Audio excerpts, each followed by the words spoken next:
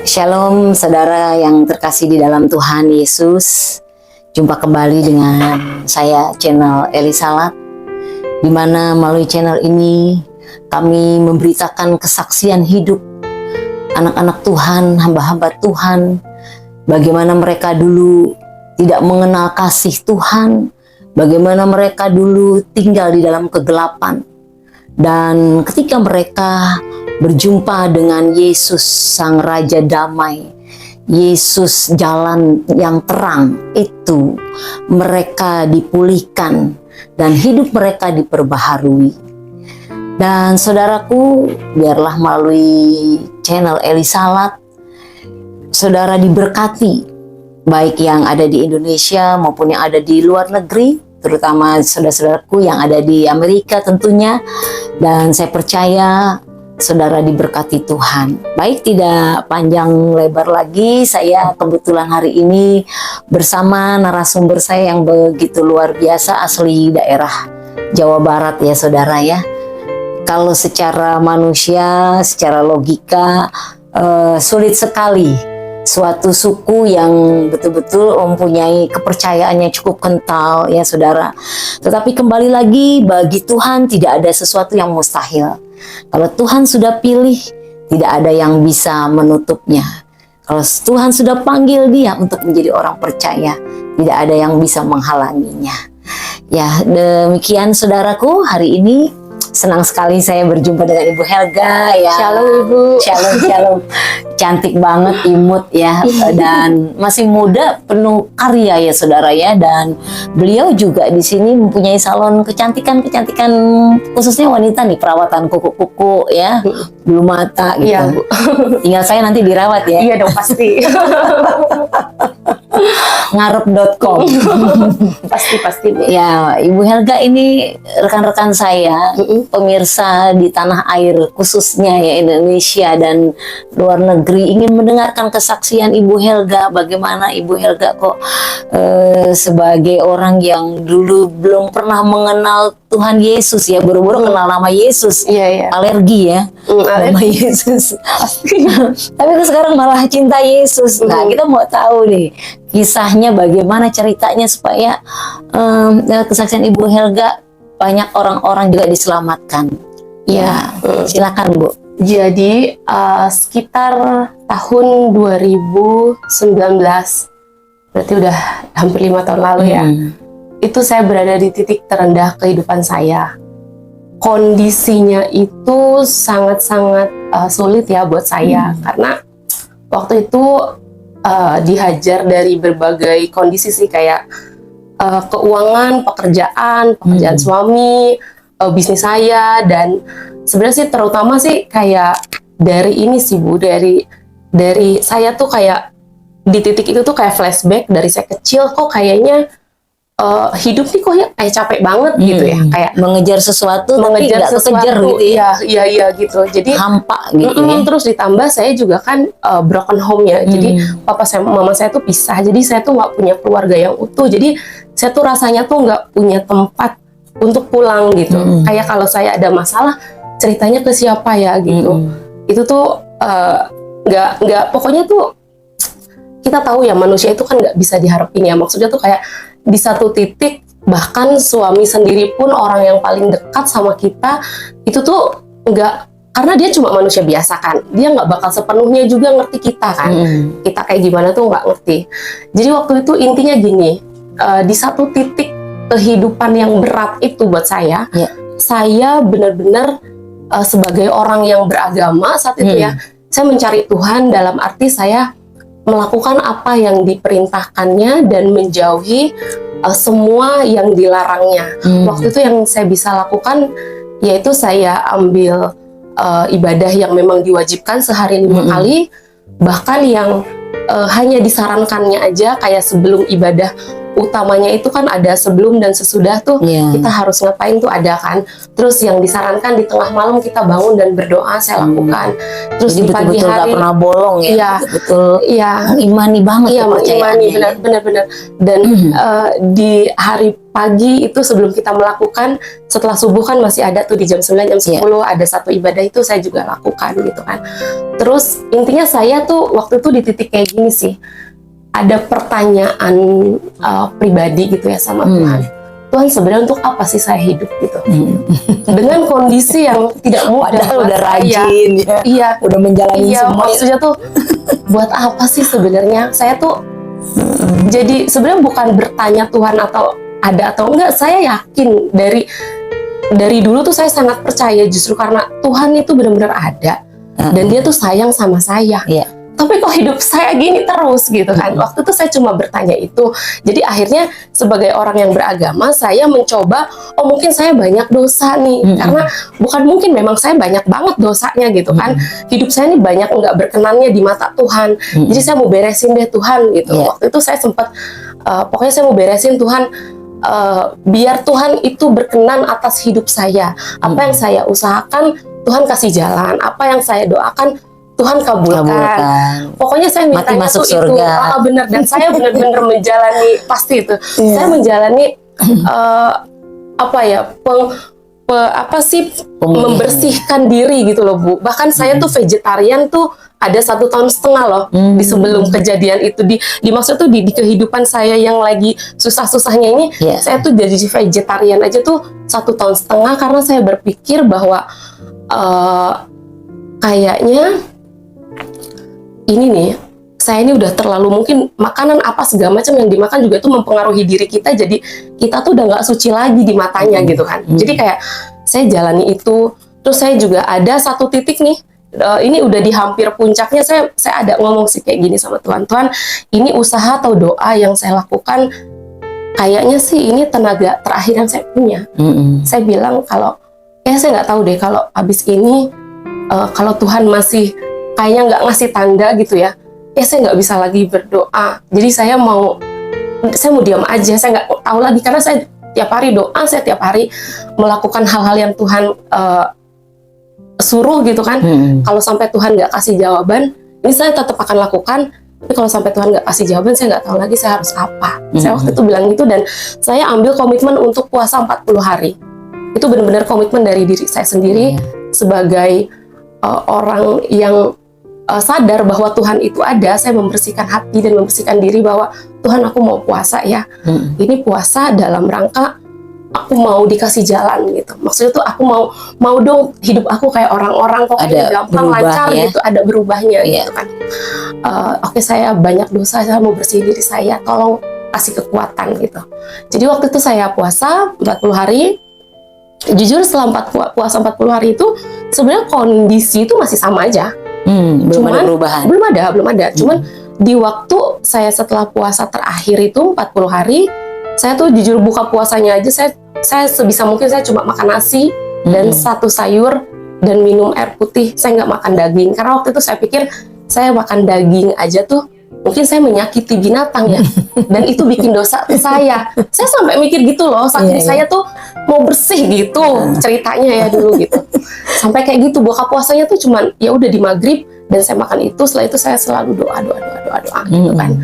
Dan itu saya upayakan, nggak ada orang yang lain yang tahu saya puasa 40 hari kecuali suami, karena suami kan satu rumah, saya nggak makan pasti dia tanya kayak gitu. Jadi setelah puasa 40 hari itu saya ada satu titik, saya duduk, saya doa. Saya doa, saya bilang, kalau Tuhan aku udah puasa 40 hari, aku bilang gitu. Saya doa dengan ini ya, dengan ritual saya yang sebelumnya. Jadi, tapi kali ini saya bisa ngomongnya itu pakai bahasa Indonesia. Maksudnya saya ngerti Tuhan yang ada di atas sana tuh ngerti semua bahasa. Saya tuh paham gitu. Pasti Tuhan tuh ngerti semua bahasa, enggak hanya bahasa tertentu. Jadi saya doa, aku bilang, Tuhan, aku udah puasa 40 hari, nggak tahu kenapa aku sekarang rasa damai, aku bilang. Yang aku tahu ya dari cerita-ceritanya orang, kalau kita udah sampai di titik tergelap, terbawah, itu biasanya satu celah itu tuh datang. Itu dari buku yang aku baca, karena aku suka baca. satu minggu saya namatin satu buku dan buku dunia semua itu. Saya baca buku, banyak buku yang saya baca, bahkan saya tuh ikut waktu itu belum belum kenal kehidupan ya? belum mengenal Alkitab, saya belum. Iya. Setelah itu saya jadi maksudnya secara mental pun sebenarnya saya tuh udah banyak melakukan hal-hal yang dunia suruh tuh saya udah lakukan banyak gitu. Ya kan, kalau kata dunia, kalau lo udah ngelakuin semua lo pasti berhasil. Tapi kok gue enggak ya gitu. Makanya aku carinya Tuhan nih, karena aku percaya nih kalau Tuhannya mau nih, ini pasti gampang buat aku tuh kayak Tuhan tuh cuma membalikan telapak tangan selesai gitu. Jadi aku cari sumbernya nih, cari Tuhannya. Setelah itu aku berdoa, aku bilang mulai sekarang aku mau waktu itu aku nggak tahu kenapa aku doa kayak gitu, tapi aku bilang gini, mulai sekarang aku mau jalani yang memang mungkin susah jalannya, ya udah aku jalani, tapi tolong pegang tangan aku karena aku nggak punya siapa-siapa dan aku nggak bisa berdiri sendiri, aku bilang waktu itu gitu. Terus waktu itu tiba-tiba aku kan doa gitu ya, merem. Waktu itu tuh tiba-tiba lidah aku berbahasa dengan bahasa yang enggak aku ngerti. Nggak tahu bahasa aku apa tahu, itu sebelumnya. tapi aku sadar, tapi aku nggak bisa ngendaliin. Dan ajaibnya aku punya anak dulu, si Jewanya itu anakku yang pertama itu masih umur berapa gitu ya. Itu tuh dia tiba-tiba udah tidur jam 7 malam itu. Biasanya dia masih bangun jam 10, jam 11 dia tidur. Dia udah tidur, jadi aku doa. Dari situ tiba-tiba aku baru tahu kalau itu ternyata bahasa roh atau bahasa lidah. Nah itu tuh ajaib loh terjadinya. Terjadinya tuh ajaib, instantly kayak gitu. Terus tiba-tiba waktu itu aku ingat banget suamiku tuh lagi di Medan, lagi ada kerjaan di sana. Nah ini agak mundur ke belakang sedikit. Jadi kita menikah itu memang beda agama, tapi suamiku tuh Kristen. Tapi suami aku tuh nggak pernah sama sekali ngajak aku untuk pindah. Bener loh, yang aku lihat dia tuh orang baik, dia tuh baik banget, tapi dia nggak pernah nyinggung soal agama gitu. Jadi nggak pernah. Jadi waktu itu dia setiap minggu dia selalu ke gereja. Dia selalu, kalau zaman dulu tuh suka ada warta yang dari gereja ya, yang kayak itu aku buang-buangin loh. Aku buang-buangin karena aku takut anakku baca. Aku bilang, udahlah ini sesat. Aku bilang, aku Robin, aku buang ke tempat sampah. Dan itu langsung aku buang, selalu kayak gitu. Bahkan aku inget deh, kayaknya ada Alkitabnya dia tuh satu-satunya. Itu aku buang tau. Setelah tahu istrinya percaya Yesus gimana itu? Nah, itu jadi dia bilang tuh dia suka doain aku. Pokoknya intinya dari setelah aku berbahasa lidah itu, aku telepon suami. Halo Pap, tadi kan aku kan udah selesai nih, kamu kan tahu aku niat doa puasa 40 hari, aku bilang gitu. Aku udah selesai, kemarin tuh hari terakhir, 2-3 hari yang lalu, itu hari terakhir, aku bilang gitu. Nah ini aku sekarang, tiba-tiba tadi aku lagi berdoa, mulutku itu tuh berbahasa, aku nggak ngerti loh. Aku kayak, kalau dibilang ini bukan kesurupan, aku bilang, soalnya aku sadar, tapi badanku bergetar semua, lidahku berbahasa dengan aku yang nggak ngerti. Terus tiba-tiba aku sadar, aku mulai ngontrol, jadi aku kontrol, aku natural, aku kecilin gitu. Terus aku tiba-tiba bangun, terus aku telepon kamu nih, aku bilang itu apa ya? Suamiku waktu itu ngasih satu kata kunci, itu namanya bahasa roh. Aku bilang bahasa roh itu apa? Dia jelasin, tapi aku juga tahu sih waktu itu tuh dia juga Kristennya masih setengah-setengah, Bu. Jadi bukan orang yang udah lahir baru yang cinta Tuhan, karena dia lahir kebetulan ibu bapaknya Kristen, ya sudah dia jadi Kristen, sama halnya dengan aku gitu kan. Habis kayak gitu, dari satu kata kunci itu, karena dia menurut aku tidak menjawab pertanyaanku, aku cari YouTube dong, Bu. Ya. Di situ di YouTube tahu ya lewat itu apapun apa sih gitu kan. Setelah itu di YouTube aku ada dengar satu hamba Tuhan yang ternyata dia lagi ngomongin tentang bahasa roh itu. Aku dengerin khotbahnya dari awal sampai akhir dan aku merinding karena aku bilang, ini orang Kristen setiap minggu ibadahnya kayak gini nih. Ini apa yang aku cari loh. Maksudnya tuh aku nemuin semua apa poin-poin yang disampaikan Bapak pendeta di situ tuh, itu kebenaran tentang hidup yang kita butuh. Dari situ aku langsung tanya suamiku, kamu kapan pulang? Aku pengen ke gereja, aku bilang gitu. Tiba-tiba ada rasa haus ya, pengen. Itu aku tanggal 1 April 2019 jam 7 malam kurang lebih lagi doa itu, dan malam-malamnya tuh aku sampai nggak tidur sampai sekitar jam 2 jam 4 lah gitu, aku nggak tidur karena aku cari itu apa. Terus akhirnya dari situ, dari pencarian itu kan biasa ya algoritmanya itu ngasih kita ke ini berikutnya apa, misalnya kayak khotbah berikutnya atau apa. Terus ada satu lagu yang sangat memberkati aku. Jadi yang nyanyi waktu itu aku nggak tahu penyanyi asli atau bukan dia, Maria Sandi yang waktu yang nyanyinya. Terus dia nyanyinya gini, dia mengerti, dia peduli, kayak gitu kan. Terus aku pas denger lagu itu dari awal sampai akhir, aku inget banget itu covernya tuh kayaknya itu bukan video asli ya, cuman covernya salib, bawahnya tuh kan api, terus orang itu jalan ke situ kan. Covernya yang itu, aku sampai merinding. Aku setiap cerita ini nggak pernah aku nggak merinding. Bener, ini aku merinding. Hadirat Tuhan luar biasa. Ini merinding sampai kaki. Bisa menjamah ya setiap orang yang rindu, haus, Benar. mencari kebenaran ya, dan lewat cara dia mengunjungi kita, sesuatu yang selama ini kita nggak ngerti, satu bahasa yang sama sekali kita nggak pernah pahami. Tapi itulah karya Roh Kudus, karya Tuhan yang luar biasa ketika dia menghampiri kita dan kita mau menerima dia.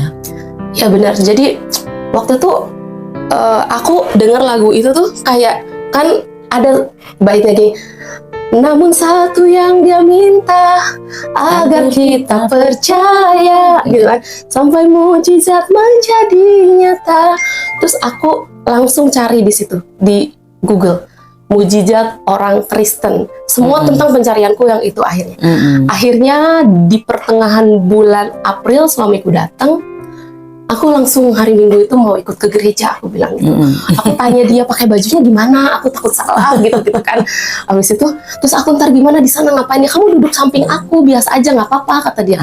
Kan maksudnya tuh nggak dipisah kita, cewek cowok nggak dipisah kita. Kalau dulu mungkin ada ya, kalau di agama yang dulu. Aku takutnya kan salah kan, gitu kan. Seperti apa sih gitu kan. Habis itu aku datang ke gereja itu, disambut gitu kan seperti biasa. Itu juga rupanya di gereja itu jadi satu pembicaraan loh, karena muka aku baru, ternyata aku juga baru tahu kalau teman-teman di gereja itu nandain ya, maksudnya oh ini jemaat lama, ini siapa nih gitu. Terus waktu itu wajahnya asing. Jujur Bu, aku bukan sok-sok gimana ya, tapi di setelah aku 40 hari itu aku tuh kayak dimurniin tau Bu. Jujur aku dulu tuh banyak jerawat, kayak banyak jerawat, terus mungkin aura juga kusem ya. Aku tuh ngerasa waktu aku awal-awal ke gereja tuh kayak lagi cantik-cantik. Bener loh, untuk diri aku sendiri tuh kayak auranya Tuhan udah ubahkan ya. Bersihin mungkin. Terus pas itu aku duduk di gereja, aku nggak mau di depan, nggak mau di ini, aku di tengah-tengah gitu kan. Terus seperti biasalah disuruh untuk berdiri berdoa gitu kan. Aku berdoa sih, pokoknya aku tahu Tuhannya ada satu di sana, di atas sana gitu kan. Aku berdoa, terus pas dari awal sampai akhir itu terutama pujian, pas naikin pujian gitu kan, itu aku ngerasa banget. Pertama kali dari kecil tuh aku selalu dengerin kata hadirat Tuhan, aku sering banget. Tapi aku nggak pernah rasain. Hadirat Tuhan itu apa sih? Hadirat Tuhan, ya kehadiratmu Tuhan, hanya sebatas omongan. Tapi di titik itu aku ngerasain bahwa Helga, Tuhan itu ada, deket gitu loh. Dia tuh ada di hati kamu, dia itu sayang kamu. Instantly dari pujian yang dinyanyiin tuh aku ngerasa kalau Tuhan itu ada dan dia tuh sayang aku. Itu nggak peduli kondisi kehidupan aku masih sama loh sebenarnya gitu kan. Abis itu aku ngerasa, itu sih yang aku rasain. Kalau dulu aku ngerasa aku percaya Tuhan itu ada, tapi dulu tuh aku ngerasanya tuh dia ada di satu tempat yang sangat jauh, yang sulit dijangkau, yang kita nih nggak berhak untuk gimana-gimana. Bahkan namanya sendiri pun kan banyak, kita nggak boleh misalnya pakai lafaz tertentu, nggak boleh masuk ke toilet atau apa, itu tuh nggak bisa. Tapi begitu di sini aku merasakan kemerdekaan. Jadi aku ngerasa ada satu sosok pribadi yang ngejaga aku dan dia ada deket di sini. Jadi aku ngerasa deket banget sama Tuhan. Di luar perbuatan dosa banyak yang pernah aku lakuin, Tuhan tetap sayang gitu. Dan itu bikin aku terharu. Dan itu yang akhirnya membukakan aku bahwa kekristenan itu, jujur ini kata-kata ini aku belakangan kan udah sering dengar, tapi kata-kata ini aku dengar dari hikmat yang Tuhan kasih sendiri ke aku. Kekristenan itu bukan agama, tapi dia adalah hubungan kita pribadi dengan Tuhan. Setuju sekali. Jadi waktu itu aku ngerasa aku udah kenal nih, udah connect sama sumbernya. Jadi sebenarnya jujur ya, aku nggak pernah sama sekali untuk punya pemikiran pindah agama. Itu jauh dari aku, Bu. Aku tuh kecil tuh sekolah SMP aja tuh pesantren, Bu. Kayak pakai jilbab gitu. Orang tua aku luar biasa masukin aku dari kecil tuh aku ngaji segala macam. Aku percaya mereka ingin aku mengenal Tuhan dengan baik, dengan benar, sehingga hidup aku tuh bagus untuk masa depan aku gitu, biar lancar gitu kan. Tapi memang pertemuan pribadi sama Tuhan ini tuh nggak ada di agenda kita kan. Kayak Tuhan tuh udah menetapkan kita, bahkan kita semenjak di kandungan ibu kita. Jadi benar-benar anugerah luar biasa sih. Jadi aku tuh ngerti ya, kalau Tuhan bilang bukan kamu yang memilih aku, tapi aku yang memilih kamu, kayak gitu. Itu aku terharu tahu. Karena apa ya? Maksudnya tuh aku waktu itu sampai mikir, Tuhan, kalau semua orang rasain apa yang aku rasa sekarang, dunia damai loh Tuhan, aku bilang gitu kan. Nah, aku waktu itu kayak nggak ngerti ya, itu ternyata tugas kita untuk memberitakan kabar baik ini ke semua bangsa-bangsa, ke seluruh semuanya deh yang bisa kita jangkau. Makanya aku juga pengen berpartisipasi nih sama ibu, ngajakin aku untuk ayo sharing di sini, karena aku percaya sih yang denger ini tuh pasti dari banyak kalangan gitu ya. Dan tau gak sih kalau Tuhan Yesus yang luar biasa itu ya, haleluya, mampu mengubah hati kita gitu, luka kita, amin. Pokoknya itu aku nggak pernah rasain hal seperti ini gitu. Aku ngerasa deket banget sama Tuhan. Tuhan tuh ada, Tuhan tuh lembut, dia tuh pemaaf, dia tuh nggak akan ngehukum kita karena perbuatan tertentu gitu. Tapi jadi aku akhirnya ngerti, Bu, gini, kalau dulu pemahaman aku tentang Tuhan itu, kalau aku tuh melakukan sesuatu yang jahat, aku pastikan bapakku jangan tahu, karena aku pasti dihukum gitu. Dulu tuh hukumnya tuh kayak gitu kan, takut gitu kan. Kalau sekarang justru kalau aku berbuat dosa, aku pastikan yang pertama tahu itu adalah Tuhan, karena dia bisa yang membersihkan kita gitu. Dia yang bisa mengampuni kita, dia yang bisa mengubahkan kita. Aku tuh rindu banget semua orang rasain apa yang aku rasa. Karena bener deh, itu tuh sumber damai itu. Kalau kita udah rasain itu, mungkin hidup ini aku tahu nggak gampang. Banyak hal yang datang, apalagi makin kesini kan dunia ini udah makin chaos ya, udah makin kacau. Tapi kalau kita kenal Tuhan, kita bisa ngeliat apa yang nggak banyak orang lain lihat, itu tuh rasanya indah banget tau. Rasanya tuh damai banget gitu loh, damai sejahtera itu ada di hati kita. Saudara, kita yang sudah Kristen dari kecil tidak harus menjadi orang Kristen yang monoton ya saudara. Saudara harus mengalami perjumpaan pribadi dengan Tuhan. Karena ketika seseorang berjumpa pribadi dengan Tuhan, maka kembali lagi bahwa kekristenan itu bukan agama, tapi hubungan pribadi kita dengan Tuhan. Lawatan Tuhan terhadap kita sehingga kita diubahkan ya. Seperti yang Ibu Helga alami, dan beliau juga ingin sekali supaya kita semua ini mengenal pribadi Yesus. Karena pribadi Yesus itu suatu pribadi yang tidak semua nabi miliki, tidak semua manusia bisa. Kalau dikatakan nabi, dia di atas segala nabi. Dikatakan Tuhan, dia memang Tuhan yang luar biasa, yang sanggup mengubahkan kita.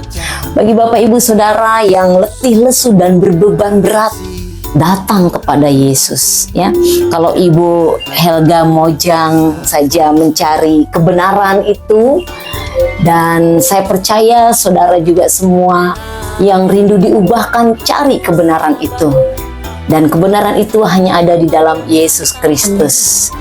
Terima kasih Ibu Helga Mojang yang luar biasa ya. Kesaksiannya sangat memberkati kita semua. Dan semoga apa yang Ibu inginkan supaya orang mengenal Yesus, datang kepada Yesus. Dan kita percaya Yesus tidak tidur dan Dia mendengar segala doa-doa kita, dan kita percaya Indonesia khususnya bangsa ini akan dilawat Tuhan. Amin. Melalui pertobatan saudara yang sungguh-sungguh kepada Tuhan, Dia akan bekerja sehingga kita semua dipulihkan. Hidup pribadi kita pertama-tama kita dipulihkan. Kalau sudah kita dipulihkan, kita akan berdampak bagi keluarga kita, juga di sekeliling rumah di mana kita tinggal. Terima kasih Bapak Ibu Saudara. Demikian kesaksian Ibu Helga. Saksikan terus di channel Eli Salat, karena kami betul-betul ingin selalu memberkati saudara ya lewat kesaksian-kesaksian narasumber yang kami hadirkan. Dan di channel Eli Salat ini bagi Bapak Ibu Saudara juga yang ingin membantu pelayanan kami, orang-orang yang terbuang ya, orang-orang yang merindukan kasih sayang Tuhan, orang-orang yang kekurangan, saudara bisa lihat di layar saudara. Saudara bisa membagi berkat saudara jika saudara tergerak hati untuk membantu pelayanan kami ini, kaum para murtadin terutama ya saudara, yang mana mereka juga butuh juru selamat, karena di luar Yesus tidak ada keselamatan, karena Yesus sendiri artinya juru selamat. Nah, saudara bisa menabur, membagi berkat di channel Eli Salat, sehingga kita boleh menjadi satu tubuh Kristus, melayani pekerjaan Tuhan, apapun yang saudara rindukan untuk melayani kerajaannya. Tuhan Yesus memberkati, tetap sehat, semangat, dan beriman terus kepada Yesus. Sekali Yesus, tetap Yesus. Haleluya. Shalom. Dia sudah mengampuni kita, semua kan lenyap, tapi kasih-Nya tinggal tetap. Bersyukurlah kepada Yesus, karena dosa sudah ditebus. Besar kasih-Nya, luar biasa, tiada yang seperti Dia.